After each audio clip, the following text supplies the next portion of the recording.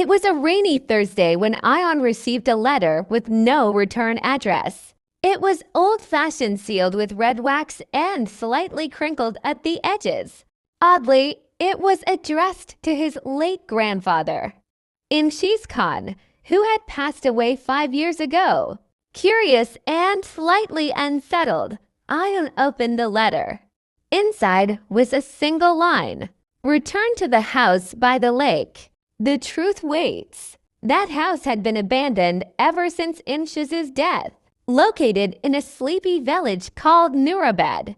It held memories Ayaan had long buried, summers spent chasing dragonflies, bonfires with his grandfather, and the night of the mysterious fire in the library. Ayaan packed a bag and left the next morning.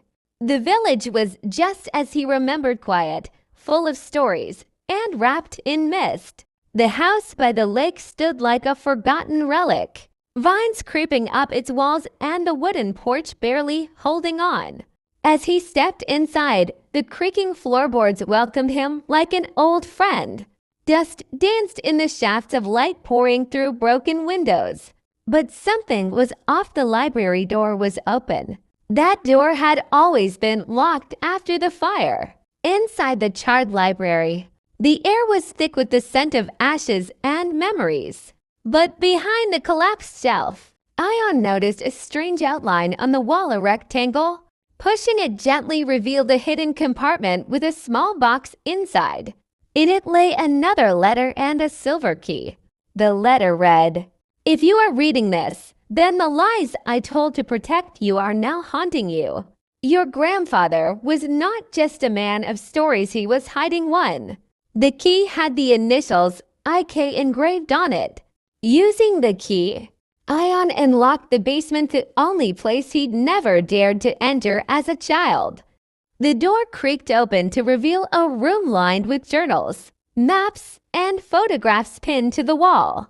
In the center was a table with an unfinished letter. It was addressed to Ayaan. "You were too young to understand, but now you must know. Your real father was not my son. He was an orphan I took in. And he found something he shouldn't have, a journal from the war that led to his death." Ayaan's heart pounded. His grandfather had lied to protect him.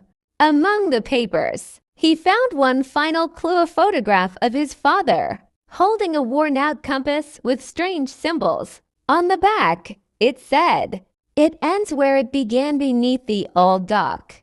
Ayaan raced to the dock by the lake. It had half collapsed into the water, but the foundation still stood. Diving beneath, he found a rusted box wedged between the rocks. Inside were the missing war journals, documents exposing corrupt military secrets, names, and operations long buried. His father had died protecting these truths. Imshiz had hidden them to save Ayaan from the same fate. As the sun set over Nurabad, Ayaan stood by the lake, holding the final letter. "Forgive me for the silence, but now you can choose what to do with the truth.